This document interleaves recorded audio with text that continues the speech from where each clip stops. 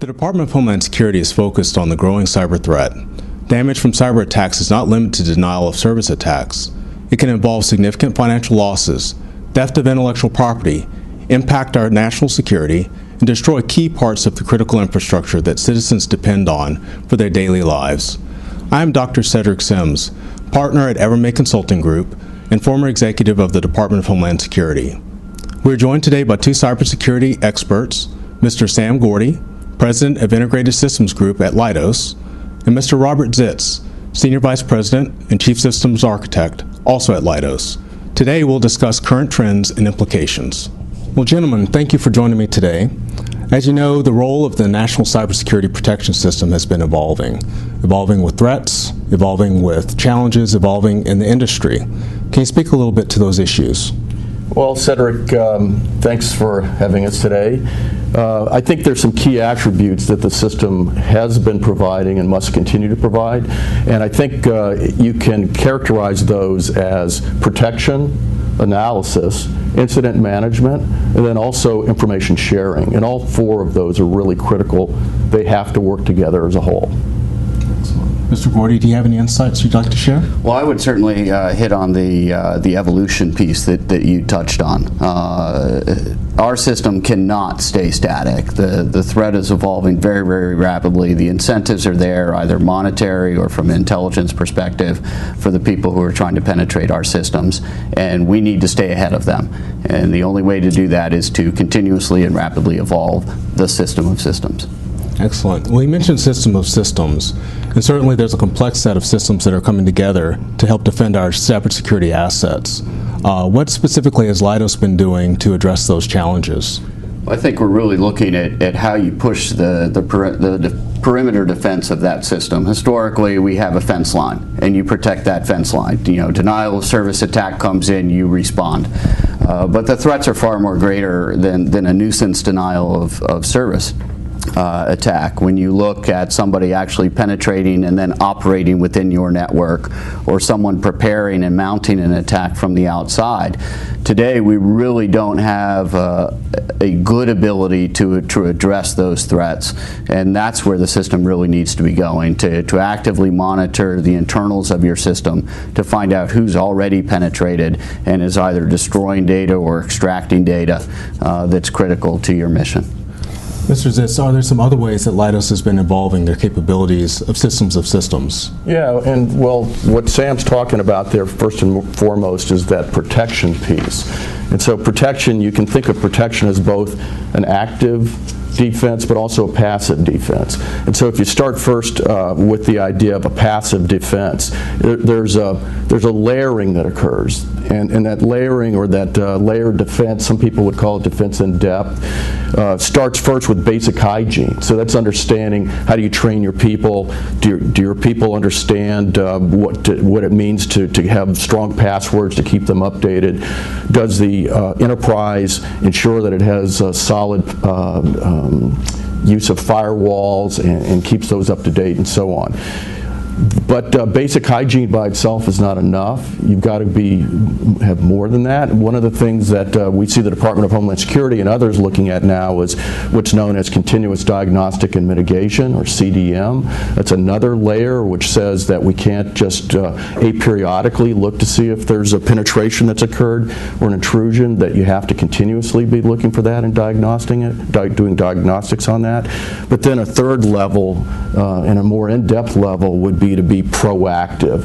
So Leidos has got a lot of history in terms of using big data and multiple sources of information to be able to understand a threat vector before it's launched or as it's launched, and try to be able to prevent that from getting into the network.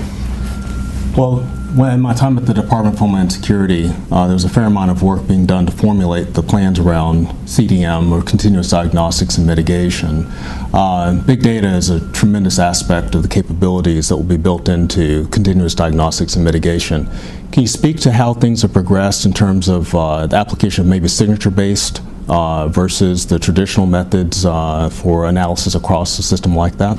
Well, sure, Sam. Do you want to speak to the big data challenge first, because there have been decades of evolution on that? Sure. If you look back over the past 13 years, ever since really 9/11, big data has been a huge issue for us. In the Defense Department, the intelligence community, we've been awash with the amount of data that we're able to collect from a whole host of sources, and you overwhelm the analysts and the ability to respond to that. That's where big data comes in, and the ability to ingest, normalize, more importantly, enrich and cross-correlate that data to be able to pull out the important elements and in essence find the needle in the stack of needles that we're looking for, that critical piece of information that we can respond to.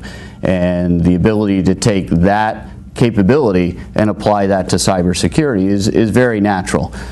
There are a lot of products out there in the world that will monitor your systems and give you a tremendous amount of data of what's happening on your system. Again, you overwhelm the analyst's ability to determine the important versus the non-important elements of that data, and that's where the big data capabilities come in that we're bringing forth to the market. And so you'd ask about signatures, and Sam talked about big data and the natural evolution of that use for cyber. Historically, we've used signatures to be able to understand the cybersecurity threat, but if you think about it, signatures are very much like a vaccination. For us to have a vaccination to keep people from getting sick, a lot of people have already gotten sick because people have already been infected with a virus. You learn from that, you understand it, and then you put together a vaccine. That's powerful, but it's looking in the rearview mirror. It's reactive, it's not proactive. What we are doing in Leidos is we have an appreciation for the fact that signatures are powerful and important. They're part of that layer of defense, but that can't be enough. And in order to be more proactive, we use the big data sources that Sam referred to. We look at classified and unclassified sources of information, real time, ingest it, correlate it, normalize it, as Sam indicated, and then from that we look for changes and anomalies that may indicate a threat is coming. Using that, we can get ahead of the power curve and not just rely on signatures. In what ways are you enabling analysts to take advantage of the big data tools and capabilities that Leidos has today? So I think the key piece there is, as Rob mentioned, is how you interpret and how you use that data that's coming in. And the key that Leidos is working on these days is some very leading edge research and development with universities here in the United States, and coupled with our cybersecurity experts to actually develop the algorithms then that you run against that big data. And that looks for these very discrete correlations between the activities, either internal to your network, or as Rob said, going beyond your network to open source or classified intelligence information that you have regarding activities that may or may not affect your network. And again, to use those algorithms then to key the analyst to look at specific elements of that information that would give them a leading indicator of a potential attack, and giving you the advanced time to respond to that. That sure does sound like predictive analytics. It absolutely is. Would you like to maybe give me a little bit insight into your capabilities there? Yeah, and again, we have evolved along with our customers since 9/11, who understood that time was of the essence. You had fragmented information streams. You had to be able to pull that together, correlate it, get something out of it that was actionable, and then get it into the hands of someone who's an action taker in a format that's usable. So that is directly applicable to cyber. And when we think about predictive analytics, we started out first with the idea that it wasn't automated necessarily. It was the thought processes of pulling myriad sources together and then bringing that into some kind of a form that could be used. But we've automated that, and we've automated it a couple of different ways. One way is we have a capability known as digital edge, which can ingest at inline speeds or real time, myriad sources of information, open sources, classified sources, bring that together, correlate it, normalize it, look for change. And this is where the part that relates to the analyst and how important it is for an analyst to not be inundated with data. Our systems look for the important changes and then feed that to the analyst first. It helps them to prioritize what they do next. And we've automated that process. But we've taken it a step further. We have a capability known as automated behavioral analysis, which is based on 90 years of research in clinical psychology, where we've understood that behaviors are based on antecedents, and that if we can get the indicators of those antecedents and we can automate the understanding of those, we're able to predict what may come next. And the key is to give the analysts the edge. Mm-hmm. The people who are protecting our networks advance notice so they can respond before an attack is coming in or just as an attack is coming in. Today, the attack has to occur and then you respond.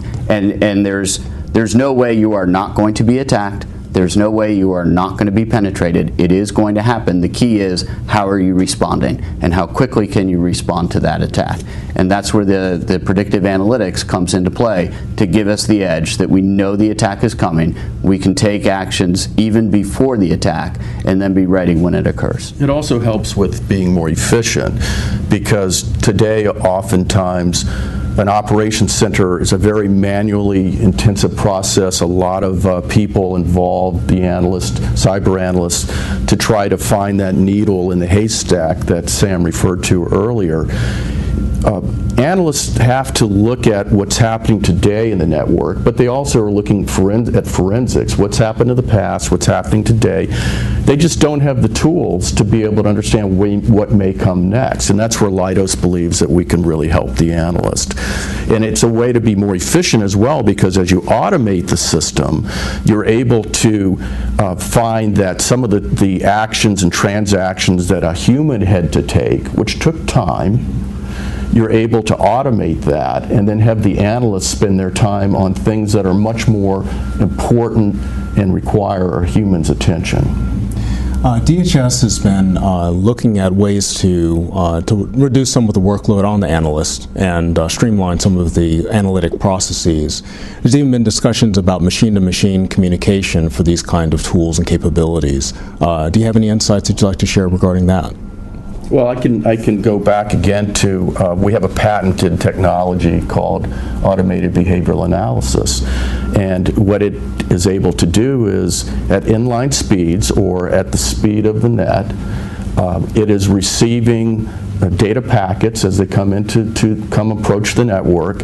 They then run algorithms. We use artificial intelligence engines, 4 engines, that look at approximately 500 attributes. And those attributes are really each independently are models of behavior. And what are they looking for? They're looking for level of deception, and they're looking for level of expertise. Now, when those thresholds, certain threshold levels are set, when you've got X number of, or when you rephrase that, when you have hit the threshold that says there is expertise here and there's a level of deception here that indicates that this is something that's nefarious, the machine realizes that, and it's realizing that in milliseconds. It then takes that packet, sets the packet aside for a human then to do more in-depth analysis. That's not something that a human would be able to react as quickly to as a machine. The machine-to-machine interaction then becomes huge because it's stopping the threat before it penetrates and does real damage. And that machine-to-machine interaction is absolutely critical. In addition to reducing the workload on the analyst, let's be realistic, you also need to reduce the number of analysts. There is a cost factor in here. You know, the work we do for the Defense Department is very high-end cybersecurity. They have key crown jewels, if you will, that must be protected, and so there's a very high cost associated with that.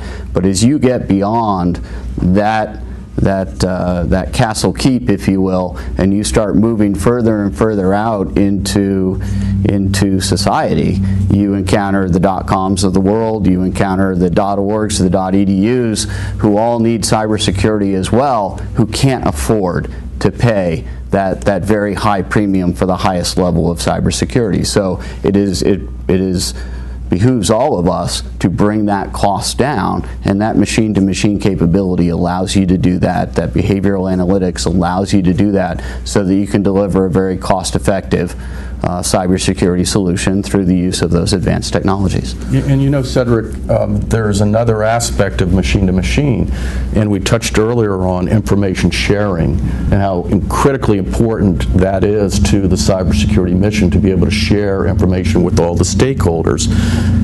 If the sharing of information is happening through telephone calls or emails, tennis shoe interface, it takes longer to be warned and to be alerted about a threat. And there's also possibility of a gap in information flow.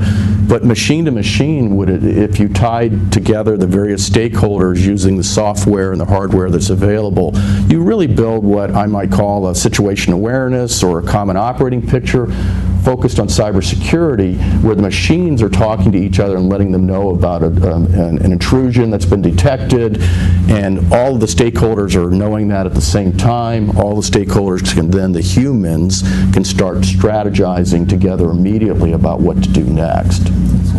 Well, gentlemen, thank you so much for your insights, and thank you, Rob, Sam, for your time. Appreciate it.